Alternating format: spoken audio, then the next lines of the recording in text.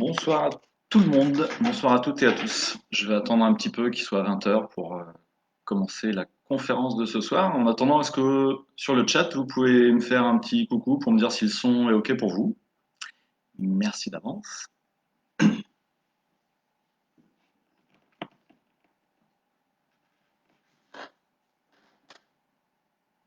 Bonsoir Adrien.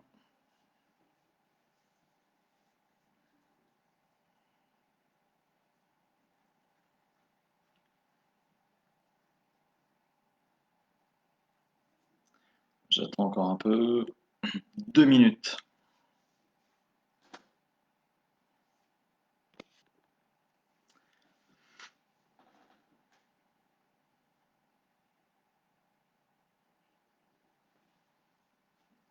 OK, super, merci pour ton retour de Chambéry.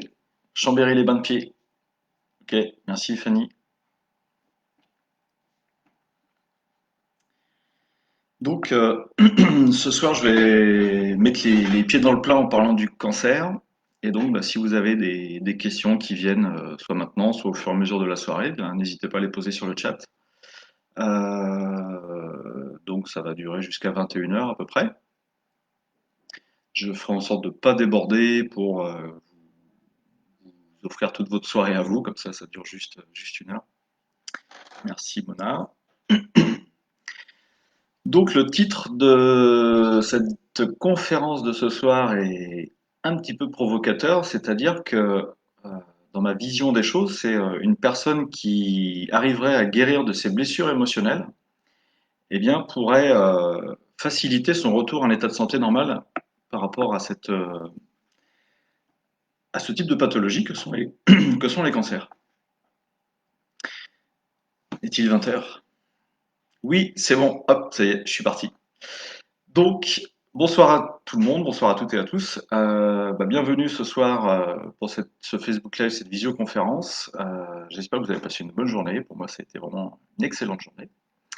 Et donc ce soir, le sujet, c'est guérir de ses blessures émotionnelles pour guérir du cancer. Donc ce titre, je vais vous le développer et je vais vous dire en quoi, en fait, c'est vraiment pour moi une conception des choses.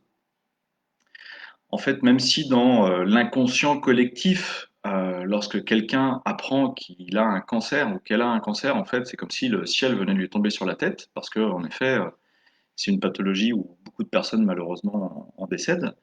Eh bien, ce n'est pas forcément une fatalité, c'est-à-dire que ce n'est pas parce qu'on a un cancer que, d'une part, en effet, ça peut être, il peut y avoir des symptômes très graves, il peut y en avoir, mais pas forcément d'une part, et ensuite, eh bien, il y a quand même beaucoup de personnes, la plupart des personnes, en fait, en ressortent vivantes. Donc, il faut quand même dédramatiser les choses. Mais on a plutôt tendance souvent à retenir le côté négatif que le côté positif, notamment par rapport à tout ce qui est maladie. Ouais, 20 heures pile. Les cancers sont officiellement, par définition, des développements, des multiplications de cellules de manière tout à fait anarchique. Or, ce qui se passe, c'est que généralement, lorsqu'il y a un organe qui est touché, ce n'est pas plusieurs organes d'un seul coup, généralement c'est un seul organe. Après, il peut y en avoir d'autres, mais au tout début de la maladie, ça va être un seul organe. Et donc, comment est-ce qu'on peut expliquer que un organe va être malade, pas les autres? Et puis après, il y a ce qu'on appelle en effet des métastases. Donc les métastases, ce sont des cellules cancéreuses qui vont se développer sur d'autres organes. Et pourquoi est-ce que ce sont des organes bien spécifiques et pourquoi est-ce que c'est pas forcément dans tout le corps? Je dis bien forcément. Après, il y a des personnes qui, au bout d'un certain temps, peuvent en avoir un peu partout dans le corps, mais ce n'est pas une obligation non plus. Ce que je veux vous présenter ce soir, c'est que tout le long de notre vie vont se présenter des événements. On va vivre certains événements de manière plus ou moins dramatique. Tout est une question de perception. Et en fait, ce qui se passe, c'est que notre corps étant parfait, à chaque seconde qui passe, à chaque microseconde qui s'écoule, notre organisme, notre corps fait en sorte de nous maintenir en vie. C'est-à-dire que la maladie n'est pas là pour nous tuer, mais bien au contraire, c'est une adaptation à nos émotions, à ce qu'on a pu ressentir lors d'événements. Je vais développer tout ça parce que ça paraît un peu, puisqu'il y a des personnes qui meurent de pathologie, et en effet, il y en a qui meurent de pathologie, mais il y en a aussi la plupart qui en survivent et qui en vivent très bien après. Mais ce qu'il faut essayer de comprendre, c'est que notre organisme, notre corps réagit tout à fait de manière naturelle lorsqu'on va détecter une maladie. Et en fait, quelque part, donc il y a la fameuse signification de le mal à vie. Donc, quel est le mal, je dirais, inconscient? Quel est le mal que je n'ai pas su exprimer? Quelle est cette émotion que j'ai enfouie au fond de moi et qui se traduit par une pathologie, un dysfonctionnement dans mon corps physique? Donc là, c'est pareil, employer le mot dysfonctionnement, eh bien, je vais vous donner des exemples qui font que, en fait, le corps s'adapte et n'est pas en train de dysfonctionner, mais est en train de s'adapter par rapport à un ressenti émotionnel.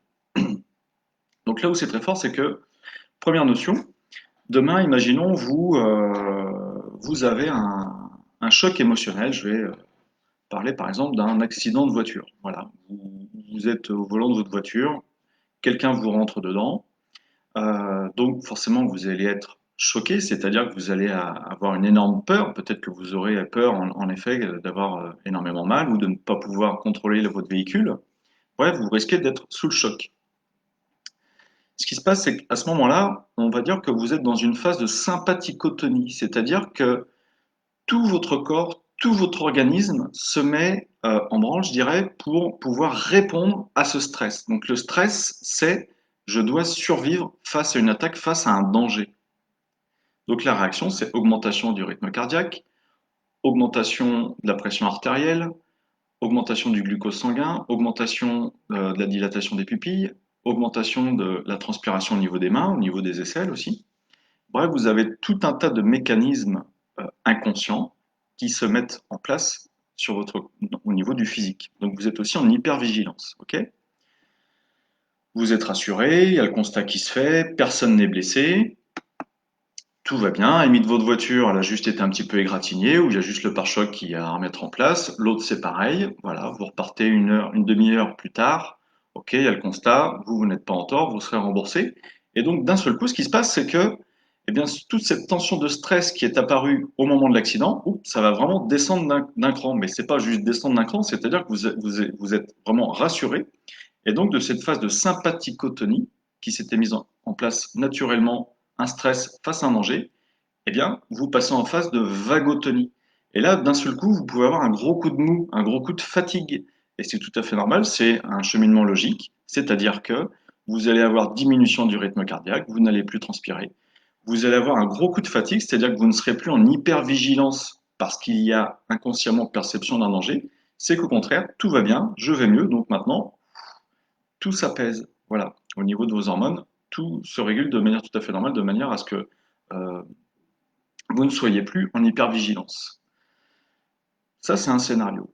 Par contre, demain, vous êtes soumis à un choc émotionnel. C'est par exemple, vous êtes une femme et vous avez un animal domestique que vous avez depuis à peu près 5, 6 ans. Et en fait, cet animal domestique, vous le considérez comme votre enfant. C'est-à-dire que pour vous, bah, c'est vraiment votre petit enfant chéri. Voilà, vous promenez avec lui, vous en prenez soin. Il vous apporte énormément d'amour et vous lui en donnez aussi énormément. C'est-à-dire que c'est comme si c'était votre enfant. Sauf que là, même chose, votre chien, soit il fait une indigestion, soit il se fait mordre par un autre chien dans la rue, et donc il se retrouve chez le vétérinaire. Et là, en fait, ce qui se passe, c'est que le vétérinaire vous dit, son diagnostic vital est en jeu. C'est-à-dire qu'il y a peut-être une artère qui a été sectionnée, il y a peut-être eu un organe vital qui a été grièvement endommagé, et donc il est obligé de le laisser en observation pendant quelques jours, voire quelques semaines, dans la clinique vétérinaire. Qu'est-ce qui va se passer dans votre cerveau? C'est-à-dire que comme vous le considérez vraiment sur le plan affectif comme votre enfant, dans la nature, qu'est-ce que ferait une femelle lionne, par exemple, une femelle chienne, une femelle tout simplement, pour maintenir en vie son enfant? Quel serait le mécanisme naturel, quel serait le mécanisme logique pour qu'une maman puisse maintenir son enfant en vie? Eh bien, c'est un réflexe archaïque de survie qu'ont tous les êtres vivants qui habitent sur Terre, surtout ceux qui allaitent leurs petits, parce que les insectes n'allaitent pas leurs enfants. Il y a plein d'animaux qui n'allaitent pas leurs petits. Hein, on fait partie des mammifères, donc on fait partie de cette catégorie-là. Les oiseaux n'allaitent pas leurs petits non plus, évidemment. Eh bien, ce qui se passe, c'est que vous risquez, à cause de ce choc émotionnel, c'est-à-dire que vous risquez d'être en permanence dans cette phase de sympathicotonie, c'est-à-dire que vous êtes dans cette phase de stress, perception d'un danger, mais pour l'autre. L'autre risque peut-être de décéder, l'autre risque de mourir. Et à ce moment-là, vous êtes en phase de vagotonie, de sympathicotonie, pardon. C'est-à-dire que vous n'allez pas forcément avoir une hypersudation, avoir une augmentation de la pression artérielle, augmentation du rythme cardiaque, qui soit vraiment très flagrant, mais vous êtes quand même en sympathicotonie. Et là, votre cerveau va ordonner à ce que vous puissiez maintenir en vie votre l'être aimé qui est là et en souffrance. Et donc, chez les animaux, la meilleure façon de faire, c'est de nourrir cet enfant. Et comment vont faire les mamans pour nourrir leur enfant? Eh bien, c'est tout simplement grâce au lait. Donc tout ça, c'est un phénomène inconscient, c'est-à-dire que certaines femmes, si elles perçoivent que leur enfant est en danger, qu'il peut peut-être décéder, eh bien, dans cette perception-là, le meilleur moyen de maintenir en vie l'être aimé, c'est de le nourrir. Et je vous laisse deviner quelle peut être la pathologie associée à ce ressenti émotionnel. Est-ce que quelqu'un veut bien répondre au niveau du chat? Puisque quelque part la question est dans la réponse. La réponse est dans la question. Eh bien, je vous laisse pas le temps de répondre. En fait, on va appeler ça un cancer du sein, mais au niveau des glandes mammaires. C'est-à-dire que tant que la personne sera sous le joug, je dirais, de ce ressenti émotionnel de j'ai peur que l'être aimé décède, inconsciemment je dois le nourrir, donc je vais le nourrir en produisant du lait. Et pour produire plus de lait, pour produire du lait, c'est très simple, c'est il faut que j'ai des glandes mammaires qui soient beaucoup plus performantes. Il faut que je puisse produire plus de lait pour sauver l'être aimé, l'être chéri. Tant que la personne sera dans son conflit émotionnel de je dois sauver, eh bien en fait, il y a un risque de prolifération de cellules, et ça ne sera pas du tout une prolifération anarchique de cellules de la glande mammaire, c'est tout à fait logique, ça s'explique parce qu'elle vit un conflit émotionnel. Et donc je me permets de vous raconter cet exemple pour introduire les notions dont je vais vous parler ce soir, c'est-à-dire que l'origine émotionnelle du cancer du sein, notamment au niveau de la glande mammaire, ce n'est pas dû à un hasard, c'est tout simplement dû à une perception que peut avoir la personne.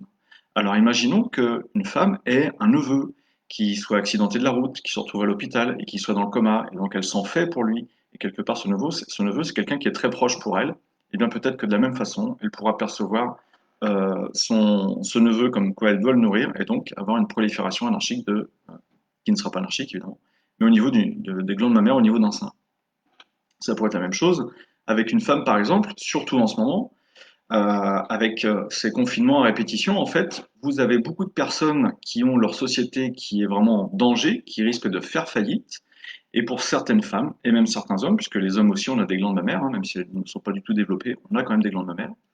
Eh bien, en fait, pour certaines personnes, le fait que la société soit en danger, qu'il y ait un risque de dépôt de bilan, c'est comme si quelque part c'était leur enfant qui risquait de mourir. Et peut-être que certaines personnes vont développer aussi des cancers du sein. Parce qu'il y a ce risque de mort, de décès de leur entreprise. Et tant que inconsciemment elles seront dans ce conflit émotionnel de peur de perdre de l'être cher, eh bien, il y aura ce cancer du sein. Alors, comment on peut procéder à ce niveau-là? Comment est-ce qu'on peut faire? Eh bien, il faut désamorcer ce qui se passe inconsciemment chez la personne. Il va aussi se passer une deuxième chose, c'est-à-dire que c'est un conflit de diagnostic. C'est-à-dire que lorsqu'une personne va apprendre qu'elle est atteinte d'une certaine pathologie, et là je vous parle ce soir du cancer, mais ça pourrait très bien être une sclérose en plaques, de l'endométriose ou toute autre pathologie qui est considérée comme grave, en fait, hein, entre guillemets, puisque pour chaque personne, la pathologie peut être considérée comme grave, alors que pour une autre, non. Mais pour soi, oui. Ce qui se passe, c'est une personne qui va par exemple apprendre que, en effet, voilà, vous avez un cancer du sein. Eh bien, quelle est sa perception des choses? Est-ce que pour elle, avoir un cancer du sein, c'est quelque chose, en effet, qui est dramatique? Est-ce que c'est quelque chose qui est ah ok, bon bah je connais trois personnes qui ont déjà eu un cancer du sein, ça s'est très bien passé pour elles, il n'y a même pas eu d'opération, il n'y a pas eu de séquelles, donc ok, je pense que pour moi aussi, ça va bien se passer. Donc du coup, la personne ne perçoit pas le cancer du sein de manière dramatique, mais elle limite comme une pathologie qui peut tout à fait être traitée et puis dont les gens s'en sortent bien. Ou bien ça peut être des personnes qui vont se dire ah ok, j'ai un cancer du sein, bah moi je vais lutter contre ce cancer du sein, je vais être plus forte ou plus fort que la maladie et ainsi je vais pouvoir vraiment me guérir. Chaque personne aura une perception propre par rapport à la maladie, mais les conséquences ne seront pas du tout les mêmes. Et je vais surtout m'arrêter par rapport à la première, c'est-à-dire une personne qui reçoit ça vraiment de manière dramatique. C'est-à-dire, j'ai un cancer du sein, mais si ça se trouve, euh, on va peut-être me faire une ablation du sein. Et peut-être qu'en effet, une fois que j'aurai l'ablation du sein, je vais avoir en effet, là je traduis, mais sur le plan identitaire, peut-être que la personne va se dire, bah oui, mais moi, ma poitrine, je l'aime, je l'adore, et en fait, elle risque d'être déformée. Peut-être que, en effet, je risque de perdre de ma féminité. Peut-être que mon mari n'aura plus de désir pour moi. Peut-être que le fait que je sois en arrêt maladie pendant une longue période, je risque peut-être de perdre mon travail. Peut-être que je risque aussi, eh bien, j'avais un emprunt sur le dos, si je perds mon travail, je ne pourrai plus rembourser mon emprunt. On peut s'inventer tout un tas de scénarios dans notre tête, là c'est de manière consciente et inconsciente, mais tous ces scénarios vont faire monter le stress, mais alors d'une puissance assez énorme, ce qui fait que inconsciemment la personne peut se mettre dans un état ce qu'on appelle le mode survie. Le mode survie chez les êtres vivants, c'est faire de la rétention d'eau. C'est-à-dire que là aussi, inconsciemment, c'est un programme archaïque de survie. Pour assurer sa survie, les êtres vivants vont faire de la rétention d'eau. Donc vous avez des personnes qui, du jour au lendemain, lorsqu'elles apprennent qu'elles ont une pathologie lourde, entre guillemets, lourde pour elles, eh bien, elles vont se mettre à gonfler. Elles vont avoir la bouche sèche, la gorge sèche, et avoir tendance à boire beaucoup plus souvent de l'eau, c'est-à-dire toutes les 10-15 minutes, ou même toutes les demi-heures, la personne doit avoir quelques gorgées d'eau. C'est juste pour humidifier sa bouche et elle a une sensation de soif. Donc dans ces cas-là, c'est ce qu'on appelle rétention d'eau. Et donc, avant d'essayer, je dirais, toute thérapie cognitive, toute libération de mémoire émotionnelle, eh bien, avant tout, c'est de commencer par se dire, OK, quel est l'événement qui t'a marqué récemment et qui fait qu'aujourd'hui, tu pourrais te mettre en mode survie? Donc là, évidemment, ce soir, je vous parle du cancer, donc la personne va me dire, bah oui, j'ai appris il y a un mois que voilà, j'avais un cancer à tel endroit. Et c'est vrai que depuis, j'ai pris 5 kilos. Il y a même des personnes qui vont prendre 10, 20 kilos d'un seul coup. Et c'est pas de la masse graisseuse, non, c'est juste de la rétention d'eau. Donc c'est des personnes qui gonflent. Et notamment, ça peut se voir surtout au niveau des poignets, au niveau des chevilles. Et puis je vous dis, il y a ces symptômes de rétention, de bouche sèche, de gorge sèche. C'est dû à ce qu'on appelle un conflit de diagnostic, c'est-à-dire que lorsque la personne apprend de manière dramatique qu'elle a une pathologie, tac, ça y est, le stress augmente et elle se met dans des phases pour se préserver sa vie, pour augmenter sa vie. Ça se fait automatiquement. Donc première chose à faire, déprogrammer ça. Ça se fait comment? Eh bien, c'est tout simplement en dédramatisant sa perception de la maladie, première chose, de manière à ce qu'elle n'ait plus cette gorge sèche et cette bouche sèche, puisque ce qui se passe, c'est que lorsque vous êtes en mode survie rétention d'eau, tous les symptômes des autres maladies sont décuplés. Une personne qui aurait des problèmes ostéo-articulaires, de l'arthrite, de l'arthrose, des rhumatismes, en fait, qui fait de la rétention d'eau, eh bien, dès qu'elle va avoir des crises d'arthrose, elles vont être beaucoup plus importantes que si elle ne faisait pas de rétention d'eau. Même chose pour de l'arthrite, il y a des personnes qui font des crises de gouttes. Eh bien, crise de gouttes, c'est vraiment des douleurs très très intenses. Ça peut être au niveau des pieds, des genoux, tout ce qui est ostéo-articulaire. Eh bien, en fait, si en plus elles font de la rétention d'eau, ces crises de douleur sont beaucoup plus importantes. Et ce qui se passe, c'est que du coup, les symptômes en relation avec le cancer vont aussi être multipliés. Donc, première chose à faire, on déprogramme cette notion, cette perception de je vis vraiment de manière dramatique ce que je viens d'apprendre à mon sujet. Première chose. Ensuite, évidemment, on va aller chercher en permettant à la personne de verbaliser depuis quand est-ce que tu as les premiers symptômes, qu'est-ce qui a pu t'arriver, est-ce que c'est une séparation, est-ce que c'est la peur en effet qu'il y ait quelqu'un qui décède, est-ce que c'est la peur toi-même de mourir. Et donc, en retraçant un peu chronologiquement ce qu'a pu vivre la personne, eh bien, on va comprendre qu'en effet, il a pu se mettre en place à un certain moment des symptômes, une pathologie qui font qu'aujourd'hui, la personne elle est diagnostiquée malade. Je continue sur le cancer du sein, puisque c'est un sujet qui est vraiment très intéressant et très, très d'actualité, c'est-à-dire que vous avez aussi au niveau du sein le cancer des canaux galactophores. Donc là, en fait, ce sont les canaux non pas qui produisent le lait, mais qui permettent d'acheminer le lait entre les glandes mammaires et puis le bout du mamelon.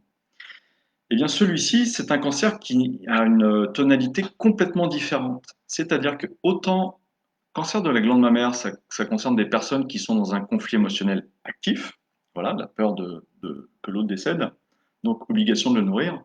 Mais cancer des canaux galactophores, ça sera complètement différent. C'est un cancer qui apparaît lorsque la personne va mieux psychologiquement. C'est-à-dire qu'elle n'est plus dans son conflit actif, au contraire, elle en est sortie, et là, à ce moment-là, il y a prolifération de cellules au niveau des canaux galactophores. Comment que ça se fait?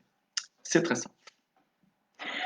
Imaginons une maman qui a un fils unique, et puis ce fils unique, en fait, il doit partir faire ses études à l'autre bout de la planète.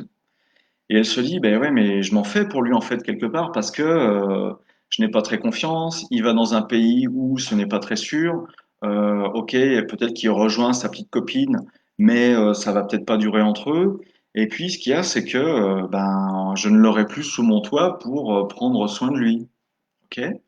Donc la maman, à ce moment-là, est en train de vivre un conflit émotionnel de perte de communication, de perte de contact avec son fils. Et là, c'est pareil, il se passe le même phénomène, donc quelque part, comment je peux faire pour pouvoir nourrir mon enfant malgré toute cette distance? Comment je peux faire en sorte de pouvoir toujours avoir du lien avec lui?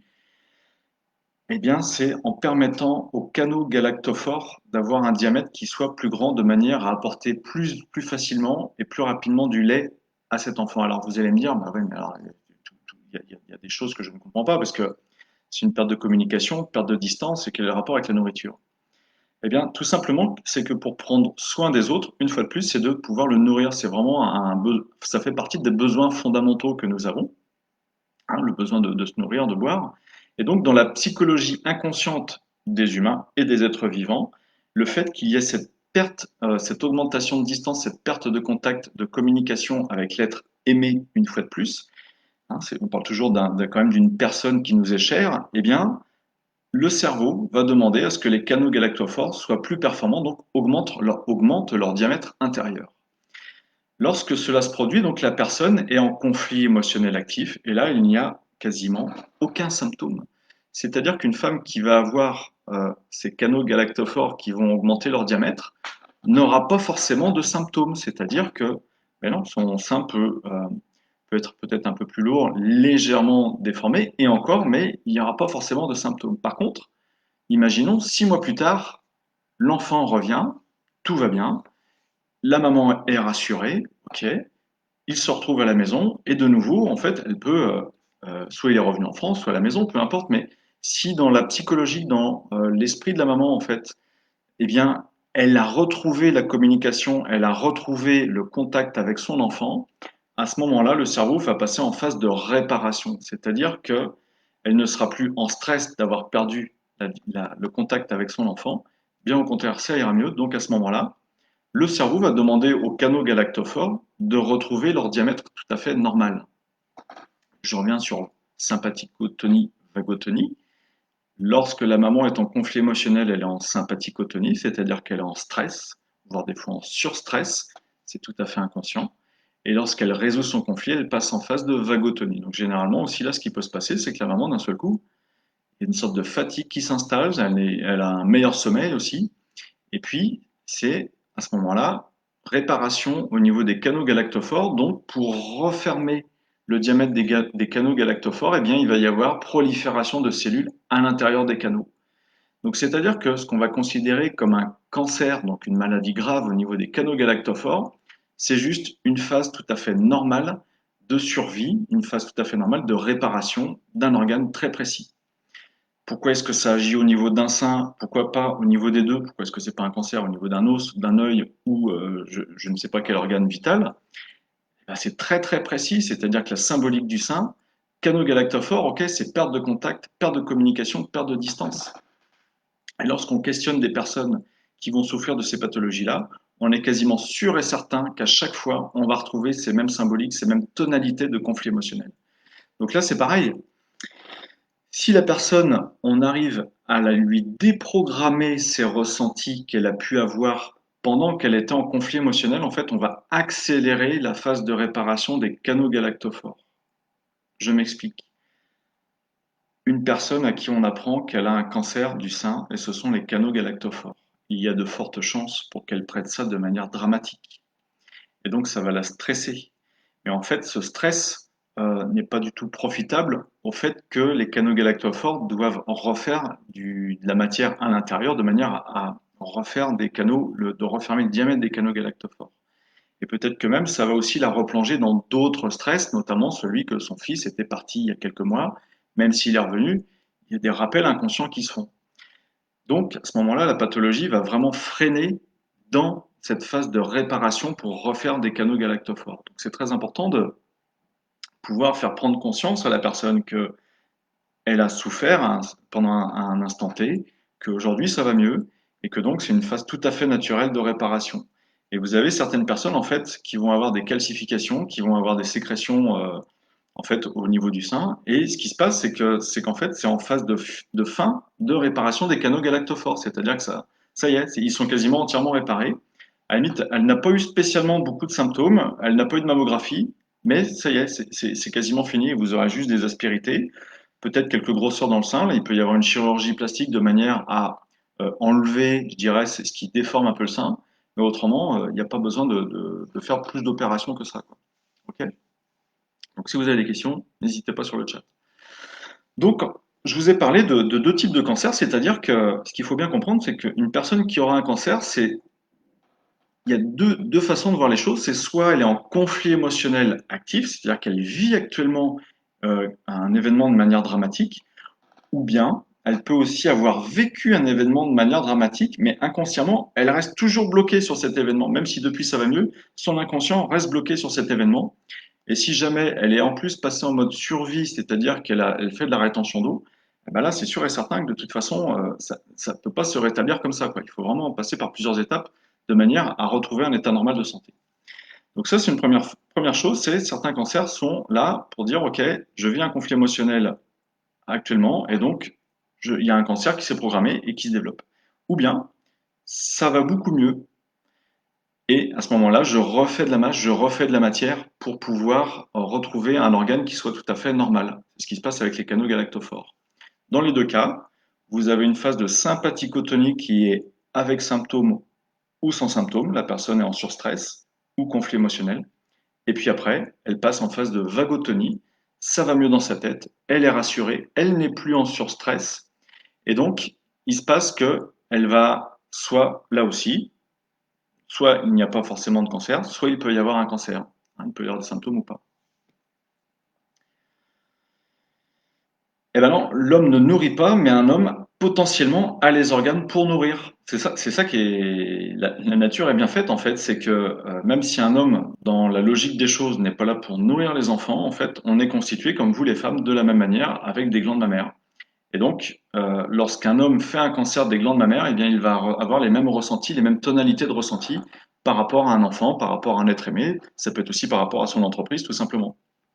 Mais la symbolique, la tonalité sera exactement la même que pour la femme, hein. Voilà.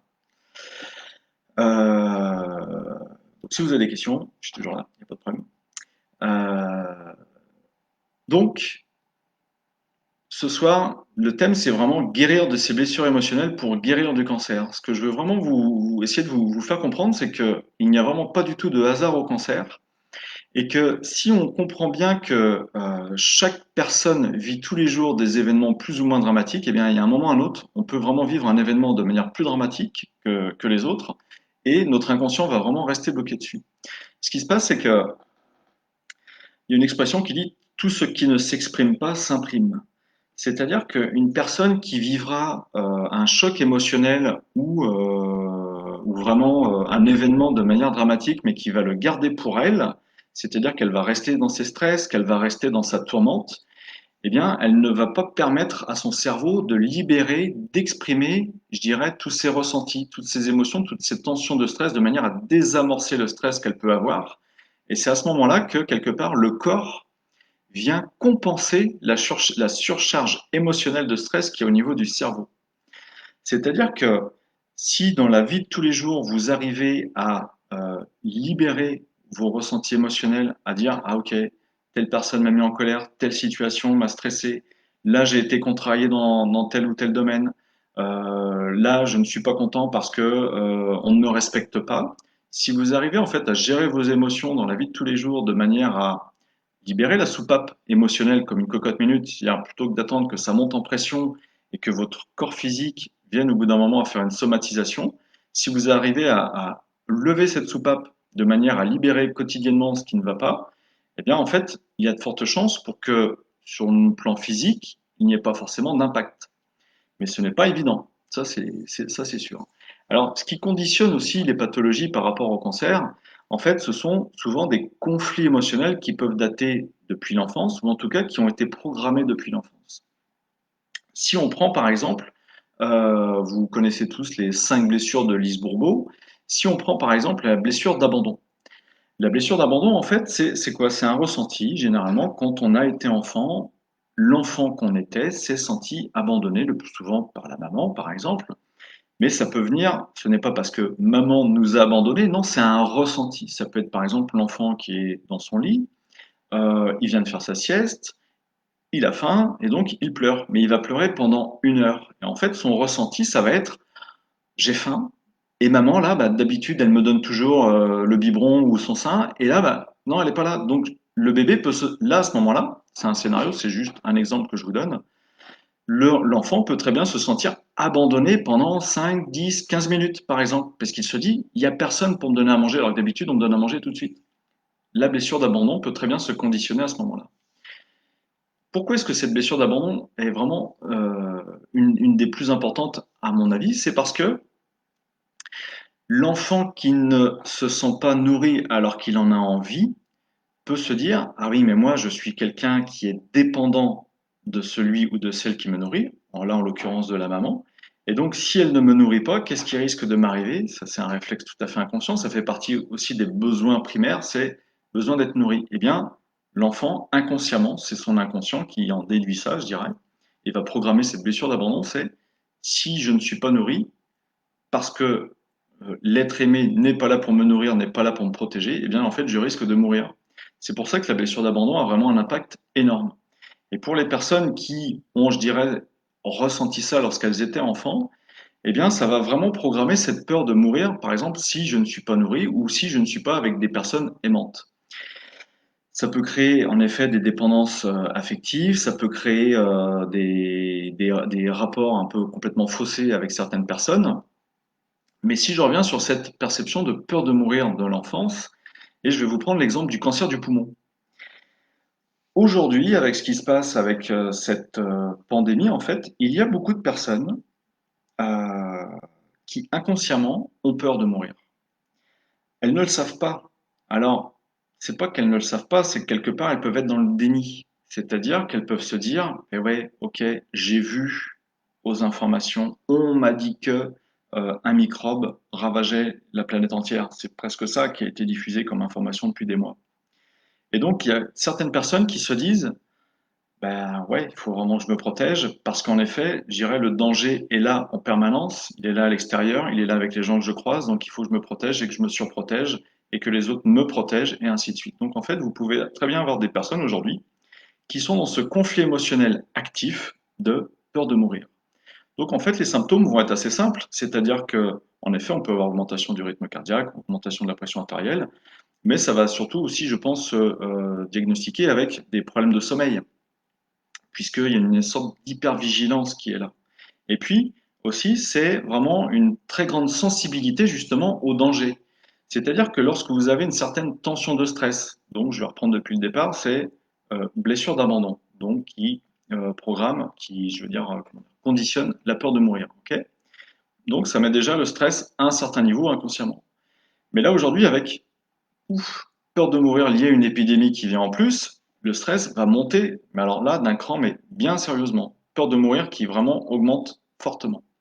Et donc, ce sont des personnes qui peuvent être très anxieuses d'un seul coup, c'est-à-dire que la moindre stimulation qui peut les stresser, ça monte très très fort dans les tours, quoi. Et au niveau des perturbations du sommeil, ça peut être très fluctuant, mais vraiment des sommeils très très agités.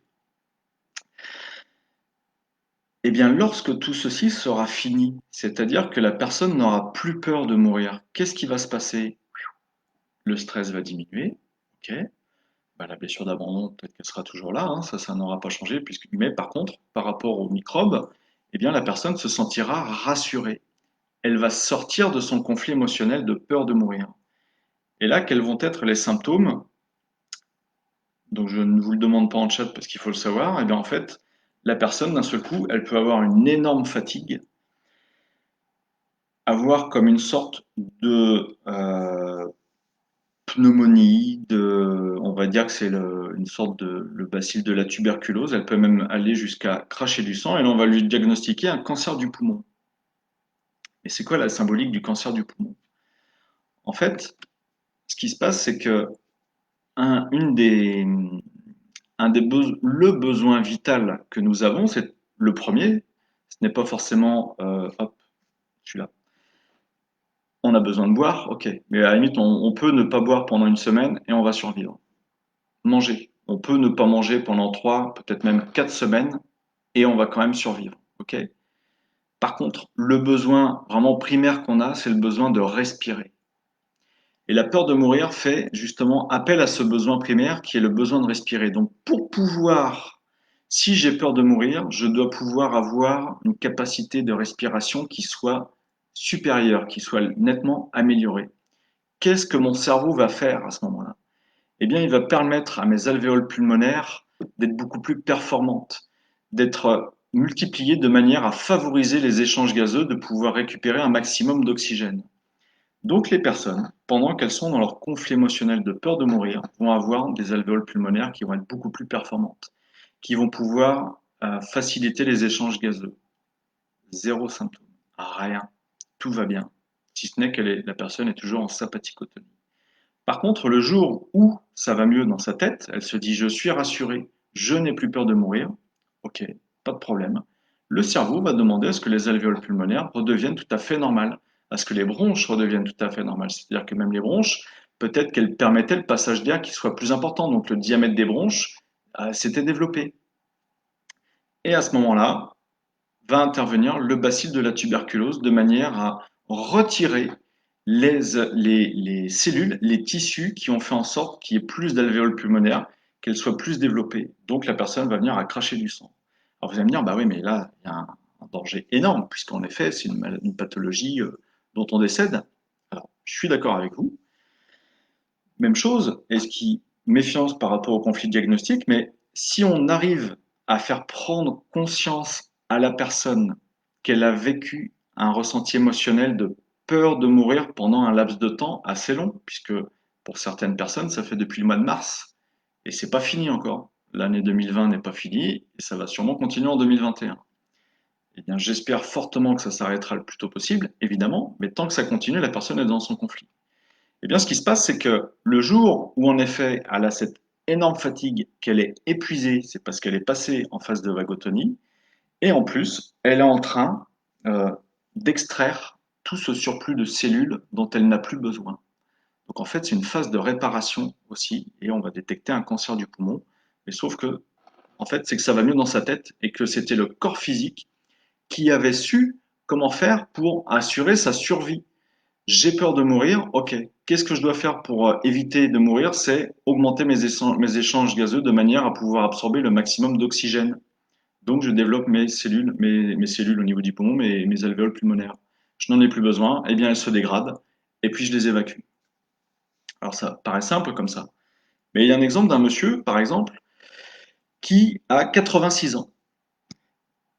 On est au mois de septembre, on lui diagnostique cancer du poumon, en effet, énorme fatigue, énorme toux au niveau des bronches, crachat de sang, voilà. Mais 86 ans, en fait, les médecins lui disent, bah, écoutez, vous êtes plutôt âgé, on va pas tenter de la chimio lourde, on va vous donner un petit traitement pour calmer, mais on ne pourra pas faire grand-chose de plus, quoi. Ok, donc le monsieur prend son traitement. Et puis, ce qui se passe, c'est que ça se calme, évidemment, et il récidive. Et oui, parce que ce qui se passe, c'est que là, dans cette phase de maladie-là, ben, il y avait toujours des cellules à évacuer. Donc à ce moment-là, il consulte une personne qui fait du décodage biologique des maladies, et puis qui lui explique les choses suivantes. Elle lui dit, eh bien écoutez, là, vous êtes dans une phase de réparation, c'est parce que dans votre tête, ça va mieux, donc vous avez le bacille de la tuberculose qui intervient pour dégrader vos alvéoles pulmonaires qui sont en surplus, de manière à ce que vous retrouviez des poumons tout à fait normaux. Mais la question qu'elle lui pose, c'est est-ce qu'il n'y a pas un moment dans votre vie où vous avez pu avoir une énorme peur de mourir. Et en fait, cet homme, ça lui vient quasiment instantanément, il lui dit, mais si, j'ai 86 ans, mais il y a une quarantaine d'années, ce qui s'est passé, c'est que j'étais chez moi, et en fait, j'ai entendu des coups de feu, des coups de fusil chez mon voisin. Il s'y est rendu, et là, ce qu'il a vu devant lui, c'est qu'il y avait son voisin qui avait un fusil dans les mains, et il venait de tuer sa femme et son enfant. Ce qu'il s'est dit immédiatement, c'est le prochain, c'est moi. C'est moi qui y passe, il va me tuer. Or, il a réussi, en dialoguant avec son voisin qu'il connaissait bien, à apaiser son voisin, à récupérer l'arme. La police est venue, a embarqué le voisin, il y a eu un jugement, le voisin est allé en prison, et il ne l'a plus jamais revu depuis ce jour. Cet homme est rentré chez lui le soir et il n'en a pas parlé. Donc, c'est-à-dire qu'il est resté dans ce surstress, dans son conflit émotionnel de peur de mourir. Il n'a pas libéré la soupape émotionnelle. Ok. Une quarantaine d'années plus tard, fin août, début septembre, il lit la rubrique nécrologique du journal et qu'est-ce qu'il lit? Que ce voisin venait de décéder. C'est-à-dire que dans son cerveau, il s'est passé un déclic. J'ai eu peur de mourir pendant une quarantaine d'années et du jour au lendemain, cette peur de mourir s'arrête parce que j'apprends que ce voisin est décédé. Il passe automatiquement en phase de réparation de conflit émotionnel. C'est instantané. Dans son cerveau, ça bascule direct. Donc son cerveau, qui avait fait en sorte pendant une quarantaine d'années qu'il ait des poumons qui soient beaucoup plus performants, d'un seul coup se dit, bah non, j'ai besoin de retrouver des poumons tout à fait normaux. On lui explique ceci à ce monsieur de 86 ans, on lui dit, bah écoutez, vous allez encore cracher du sang. Alors il était beaucoup moins fatigué, hein. Sa phase de vagotonie où il y a ce gros coup de mou était bien passée. Et puis on lui dit, ben non, là, faut manger tout à fait normalement. Vous vivez votre vie, vous vous reposez évidemment, mais plus important, c'est eh bien de permettre en effet à toutes ces cellules qui sont en trop de partir. Ça, c'était fin décembre, début janvier qu'il était allé consulter. Fin janvier, début février, il reconsulte le service d'oncologie qui lui refont radio des poumons pour savoir où est-ce que ça en est rendu au niveau de son cancer des poumons. Et en fait, le radiologue fait premier cliché des poumons. Il lui dit, bah écoutez, vous allez y retourner. Voilà. Donc, il met les radios de côté et le monsieur de 86 ans retourne faire d'autres radios du poumon. Et là, il lui dit, ben, comprends pas, mais il y a strictement plus rien. En effet, le monsieur avait retrouvé son état de santé tout à fait normal. Il ne crachait plus du sang, mais sa phase de réparation de conflit émotionnel au niveau du poumon, c'était fini. Donc, ça avait duré 2, 3 mois, évidemment. Donc qui ne sont pas faciles à vivre, mais en fait, son cancer du poumon avait entièrement disparu puisque ses cellules, ses alvéoles pulmonaires étaient retenues tout à fait normales. Donc dans ce deuxième exemple, là c'est vraiment pour illustrer le fait qu'on peut avoir un cancer qui intervient, mais c'est presque à la seconde près que les symptômes vont apparaître, mais c'est vraiment de prendre conscience de qu'est-ce que la personne a pu ressentir par rapport à quel événement. Et lui, c'était le fait d'avoir lu dans le journal que son voisin était décédé, donc il n'y avait plus de danger pour lui. Et là où c'est une histoire qui est vraiment très intéressante, c'est que il a été pendant plus de 40 ans à vivre un conflit émotionnel, on appelle ça une masse de choc, c'est-à-dire que c'est l'intensité du conflit émotionnel multipliée par la durée. Ça a duré une quarantaine d'années. Alors c'est pour ça que là, quand ça passe en phase de réparation, ça fait pas semblant. C'est vraiment plutôt violent. En effet, peut-être qu'il aurait pu en mourir, mais non, il y a survécu, quoi. Donc tous les cancers ne sont pas forcément en phase active de conflit émotionnel, mais certains cancers sont aussi en phase de réparation. Je vais mieux dans ma tête. Voilà. Si vous avez des questions. On peut attendre alors à une recrudescence des cancers du poumon suite à cette pandémie? Non, j'en sais rien. Je suis pas voyant, mais toujours est-il que certaines personnes qui sont dans ce conflit de peur de mourir, il y a de fortes chances pour qu'à un moment ou à un autre, elles aient vraiment besoin, en effet, là, elles ont fabriqué leur cerveau a demandé à leurs poumons à ce qu'ils soient beaucoup plus performants. On pourrait, évidemment, il n'y a pas moyen de comparer avant et pendant, mais quelqu'un qui a peur de mourir, il est forcément dans cette phase-là. Et c'est pour ça que vous avez certaines personnes qui, lorsqu'elles apprennent qu'elles ont une certaine pathologie, eh bien, en effet, elles vont avoir automatiquement peur de mourir.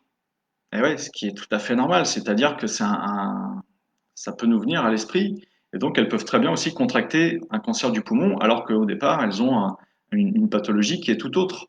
Ou bien ça peut être suite à un grave accident de voiture ou voilà, ou tout autre événement, quoi. Si vous avez des questions, n'hésitez pas. Euh, donc, les ressentis émotionnels que l'on va avoir, si on les ressent vraiment de manière très très forte, de manière très intense, c'est que souvent ça a été conditionné par rapport à notre enfance. C'est-à-dire qu'il n'y a pas de hasard. En effet, tu vois, Carole, toi qui me demandes bah, si on peut avoir une recrudescence du cancer du poumon, oui ou non, je sais pas, j'espère que non, mais il y a forcément des personnes qui vont subir ce genre de pathologie. Mais peut-être que également dans leur enfance, il y a peut-être eu un moment où elles ont déjà eu peur de mourir. Ou bien peut-être que les enfants, vous savez, jusqu'à l'âge de 7-8 ans à peu près, ils sont vraiment des éponges à émotions par rapport à ce que peuvent ressentir les parents. Et s'il y a des parents qui ont eu peur de mourir pendant cette période de l'enfance de ces personnes-là, eh bien peut-être que là aussi elles ont pris les émotions, le choc émotionnel des parents de peur de mourir, et c'est ce qui peut plus facilement conditionner aujourd'hui la peur de mourir, quoi. Tout comme ce que je vous disais par rapport à la peur de l'abandon. Est-ce que vous avez des questions? Donc à chaque organe qui aura un cancer, il y aura une symbolique, il y aura une origine émotionnelle très très précise. Une personne qui, par exemple, aura un cancer au niveau d'un os, eh bien, c'est pareil, c'est une phase de réparation. Alors, Geneviève qui me pose une question, lorsqu'une personne récidive pour le même cancer, est-ce que forcément c'est la même origine émotionnelle? Ben, je dirais que non, pas forcément. Je ne peux pas fermer le truc. Je dirais pas forcément. Mais imaginons, voilà, je prends une personne qui a un cancer du sein au niveau de la glande mammaire. On lui fait sa chimio, on lui fait ses rayons. En fait, la chimiothérapie, ça consiste en quoi? Alors, déjà, il faut savoir que ce qui constitue la chimiothérapie, en fait, la plupart du temps, c'est ce qu'on appelle du gaz sarin. Donc, c'est le gaz qui était utilisé dans les camps de concentration durant la Seconde Guerre mondiale. C'est du gaz sarin qu'on va liquéfier, qu'on va injecter dans le sang des personnes qui ont un cancer, de manière à arrêter les développements cellulaires. Donc, évidemment, si vous avez un cancer de la glande mammaire, le cerveau envoie l'information au sein comme quoi je dois fabriquer des glandes mammaires beaucoup plus performantes. Je viens stopper cette prolifération de cellules. Ben oui, normal, c'est ce qu'on veut faire. La chimio arrête de faire son effet. Et puis, ben, une fois qu'elle a arrêté de faire son effet, si le cerveau se dit, bah oui, mais moi je suis toujours dans mon conflit émotionnel, je dois toujours produire des glandes mammaires plus performantes, eh bien le cancer récidive. Et oui, il va récidiver parce que la personne, elle est toujours dans son conflit émotionnel. Alors après, est-ce que c'est forcément la même origine émotionnelle? Il y a de fortes chances que oui, mais pas forcément. C'est pas obligatoire. Elle peut très bien vivre ou avoir vécu un autre événement qui fait que bah, de nouveau elle replonge dedans. Donc, et tant qu'elle n'aura pas pris conscience de ce qui lui arrive psychologiquement, eh bien, il y a de fortes chances pour que ça récidive et que ça récidive et que ça récidive. Hein. Tant qu'il y a le conflit émotionnel qui est là, ouais, on n'y échappe pas, quoi. Ok, donc il faut prendre conscience et attendre, mais si ça prend le dessus, ça paraît dingue. Alors ça paraît dingue, ouais, c'est pour ça qu'il faut se faire accompagner. Hein, je dis pas qu'il suffit d'attendre, c'est pas forcément ça, c'est surtout que vous pouvez en effet avoir un traitement médicamenteux, mais pour moi, c'est ma vision des choses, et c'est pour ça que je fais cette conférence ce soir, c'est d'abord savoir ce qui se passe dans la tête de la personne, dédramatiser les choses, que ce soit au niveau de la rétention d'eau, que ce soit au niveau peut-être de ses blessures de l'enfance. Et encore ce soir, j'ai pas parlé de ça, mais il peut très bien y avoir des transmissions ancestrales, c'est-à-dire tout ce qu'on appelle transgénérationnel et psychogénéalogique, c'est-à-dire que peut-être que dans l'histoire du clan, dans l'histoire familiale, il y a des personnes qui ont vécu des chocs émotionnels et la personne, dans son vivant, eh bien, en fait, elle est en loyauté avec cet ancêtre, ce qui fait qu'elle aura plus de conditionnement, plus de facilité à avoir telle ou telle pathologie. Donc, il faut vraiment travailler sur différents plans par rapport au vécu de la personne de son âge adulte, par rapport au vécu quand elle était dans son enfance et éventuellement aller chercher dans du transgénérationnel. Donc, le fait d'attendre, oui et non, c'est pas juste d'être passif, c'est au contraire être super actif pour savoir ce qui se passe dans sa tête et comprendre les choses et dédramatiser les choses. Voilà, ça je vous en ai pas, si j'en ai déjà parlé, mais c'est vraiment essayer de dédramatiser les choses pour ne pas rajouter du stress au surstress qui est déjà là. Euh... Ah ben une personne qui somatise des douleurs au ventre, ça peut être dû à quoi? Ça peut être dû à plein de choses. Là, la question, c'est, je ne sais pas. Je, je peux pas, je peux pas te dire, mais il y a forcément pour moi, toujours pareil. Pour moi, il y aura toujours forcément une origine émotionnelle et des douleurs au ventre. Ben, est-ce que la personne a des problèmes de transit? Des fois, il y a des personnes qui ont des problèmes au ventre et c'est en relation non pas, je dirais, depuis quand? Si c'est depuis l'enfance, il y a de fortes chances que ce soit des mémoires émotionnelles qui appartiennent aux parents. Et en fait, c'est l'enfant qui somatise et qui traîne ça depuis 10, 20, 30 ans, 40 ans, 50 ans, je sais pas. Hein, ça peut durer depuis des années, quoi. Donc, je ne peux pas faire d'un cas une généralité. Bien au contraire, ça sera vraiment une erreur énorme, monumentale. C'est vraiment à prendre au cas par cas. Cancer de la prostate, cancer de la gorge. Généralement, la prostate, il y a différentes tonalités. Là-dessus, vous avez différents dictionnaires. Moi, un des dictionnaires que je vous recommande, ce n'est pas celui de Jacques Martel, c'est plutôt celui de Christian Flech. Vraiment, Christian Flech, il a fait un dictionnaire qui est excellent sur le décodage biologique des maladies, sur l'origine émotionnelle des maladies. C'est très très bien expliqué, c'est très abordable et surtout, on reste dans la matière. C'est-à-dire qu'il n'y a pas de considération ésotérique. On reste vraiment dans des ressentis émotionnels, dans de la psychologie, et Christian Flech a fait un excellent dictionnaire là-dessus. Donc, par rapport au cancer de la prostate, je tutoie, hein, je te donne deux tonalités, il y en a d'autres. C'est frustration sexuelle, ça peut être ça, une des premières choses, ou bien ça peut être tout simplement un papa qui a un fils unique, une fille, non, je dirais juste un fils unique, ok? Et en fait, il apprend que son fils unique est homosexuel. Ce qui peut se passer, c'est que dans sa tête, il se dit, ah ouais, mais en fait, la descendance, le clan, le nom de la famille, je suis le dernier, enfin mon fils est le dernier à porter, et il n'y aura plus personne pour perpétuer l'espèce, pour perpétuer le clan. Eh bien, à ce moment-là, même si le monsieur n'a pas envie d'avoir des enfants, inconsciemment, il va avoir une prostate qui sera beaucoup plus performante de manière à pouvoir procréer. Il ne faut pas chercher de logique dans ce que peut forcément ressentir et ce que va verbaliser la personne. C'est pas aussi simple que ça. Il y a énormément de ressentis inconscients dont la personne n'a pas forcément conscience, évidemment, puisque c'est inconscient, mais c'est ce qui va se traduire dans le corps physique. Donc, c'est pas aussi simple que ça. Il faut aller chercher, voilà, ce qui se passe là-haut et ce qui n'a pas été évacué. Cancer de la gorge, faut voir au niveau de la gorge, si c'est la thyroïde, si c'est vraiment le larynx, le pharynx, quelle zone de la gorge, à quel niveau de la gorge ça se situe. Si c'est l'œsophage, là vous aurez plein de tonalités différentes. On peut penser, si c'est un cancer de la gorge par exemple au niveau de l'œsophage, c'est le morceau qui n'arrive pas à passer. C'est une symbolique, c'est on m'a fait une crasse pas possible. Là, lui, là, il y a eu un événement, si vous voulez. C'est pas que c'était indigeste. La digestion, ça va être l'estomac. Ça sera plutôt un cancer au niveau de l'estomac. Après, ça peut être au niveau des intestins, ça peut être au niveau du côlon. Mais là, c'est le morceau qui n'arrive pas à passer, vraiment, ça reste coincé en travers de la gorge. Et c'est ça qui peut éventuellement, je dis bien éventuellement, je mets des si. Je ne fais pas d'un cas une partie, comment dire, une généralité à partir d'un seul cas. Voilà, ça peut être une tonalité comme ça, par exemple. Ça dépend vraiment de la personne. Mais à chaque fois, quelque part, lorsque c'est un développement de cellules, c'est soit pour que l'organe soit le plus performant possible, soit c'est une phase de réparation, comme les canaux galactophores, de manière à retrouver la matière qui a été retirée pendant le conflit émotionnel. Une personne, par exemple, j'ai l'exemple d'une enfant qui a 14 ans a eu un carcinome, donc cancer au niveau d'un genou. Eh bien, c'est en rapport avec une énorme dévalorisation par rapport à l'os qui était touché dans le genou. Et en fait, ce cancer qu'elle a eu au niveau du genou, au niveau de l'os, c'est de la phase de réparation. C'est-à-dire que de cette dévalorisation, elle est passée en phase de valorisation. Et en fait, là, quelque part, c'est une fois de plus, c'est prendre conscience de ce qui s'est passé. Est-ce que ce conflit émotionnel lui appartient? De quel genou il s'agit? Je ne suis pas là, voilà, je vous fais juste une visioconférence qui dure 1 heure, mais on pourrait vraiment rentrer dans le détail puisqu'on a tous une partie, la partie droite ou la partie gauche. Vous allez avoir une partie de vous où les pathologies d'un côté ce seront plus en rapport avec votre travail, votre partenaire, homme ou femme, hein, peu importe, mais travail, partenaire.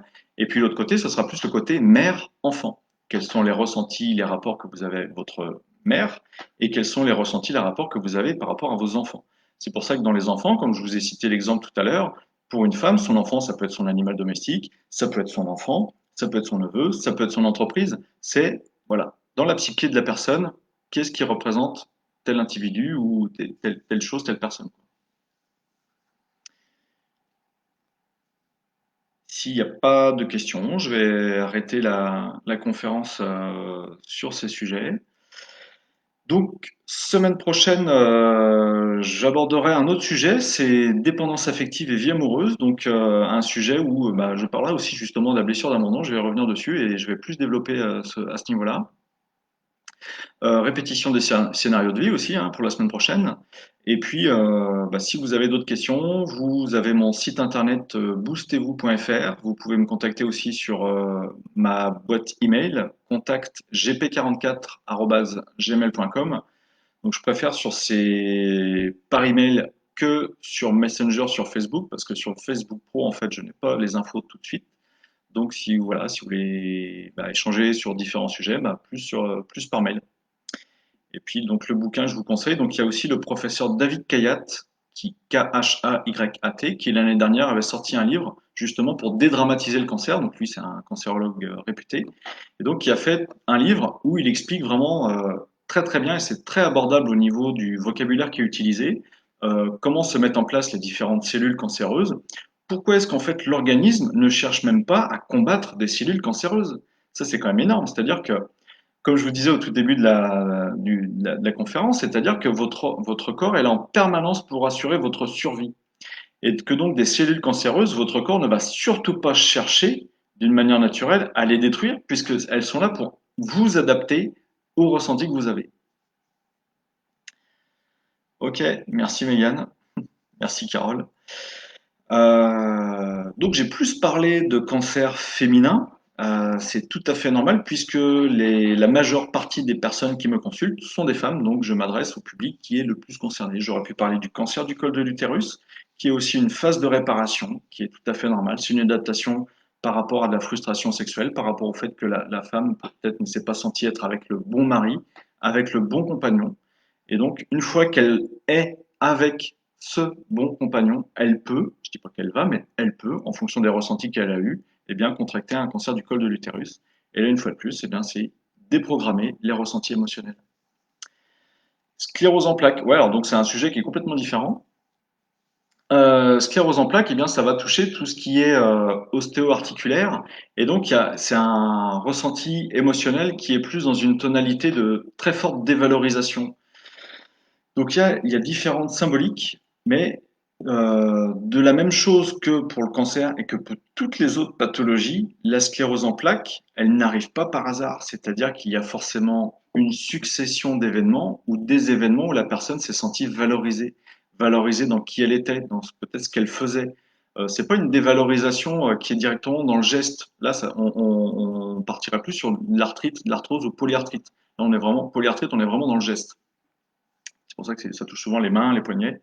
Non, sclérose en plaques, il y aura différentes tonalités et eh bien, si on va chercher chez la personne quelles sont les dévalorisations qu'elle a pu avoir pendant un laps de temps, comment est-ce que ça s'est exprimé en elle, à cause de qui, eh bien, c'est d'aller désamorcer tout ça. Et il y a forte chance aussi pour que cette dévalorisation qu'elle a ressentie là de son vivant pendant quelques mois ou quelques années, eh bien, soit conditionnée. Peut-être que dans son enfance, en effet, elle a manqué de valorisation. Peut-être que certaines personnes se sont moquées d'elle.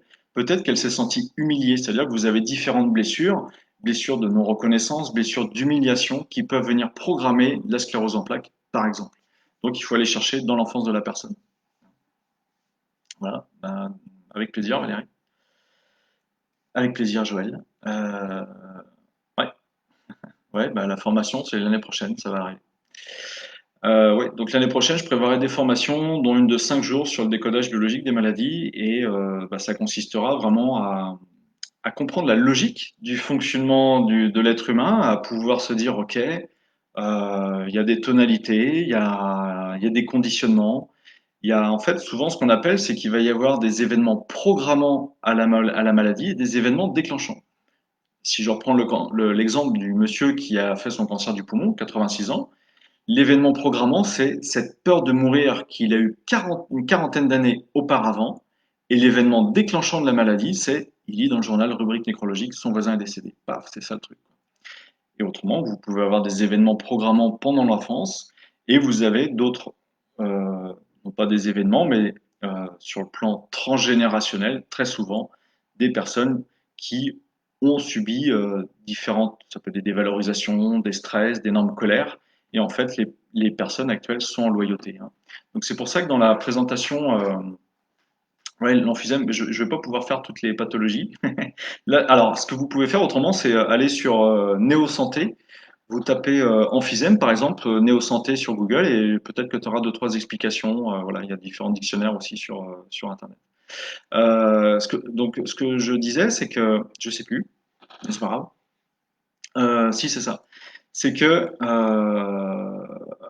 dans l'introduction de ce que j'avais mis sur Meetup, en fait, sur mon site internet, je parle justement de l'exemple d'une personne qui avait une tumeur, hein, au niveau de l'hypophyse, et ça lui crée cette pathologie, ce qui fait que les gens vont avoir un nez plus épaté, le visage qui se déforme, les mains qui se déforment, et donc ça s'est très très bien déprogrammé, puisque là aussi, il y avait des sortes de dévalorisation, il y avait surtout cette notion d'impuissance. C'est-à-dire que la personne s'est ressentie impuissante. Et elle s'était déjà ressentie impuissante dans son enfance. Et là où c'était vraiment génial, c'est que quand j'ai fait la séance avec cette personne, c'est que on est allé chercher dans du transgénérationnel, chez la lignée féminine des ancêtres, justement des blessures, de manière à ce que cette personne-là, sa fille et sa petite fille, la lignée féminine à venir, ne soient plus en loyauté, ne soient plus influencées par des dévalorisations qu'ont pu avoir les femmes au-dessus, les généalogies au-dessus. Voilà. Je vous souhaite une bonne soirée. Vous n'hésitez pas à partager la vidéo. Elle dure 1 heure. Voilà, j'essaie de faire le plus court possible, mais il y a énormément de choses à dire. Je pourrais durer pendant des heures, ça ne me dérangerait pas, mais voilà, je ne veux pas vous saouler non plus. Bonne soirée à toutes et à tous. J'espère à très bientôt. Et puis voilà, tous les mercredis, je fais une webconférence à 20 heures, sachant que la semaine prochaine, elle sera à 19h30. À bientôt. Au revoir.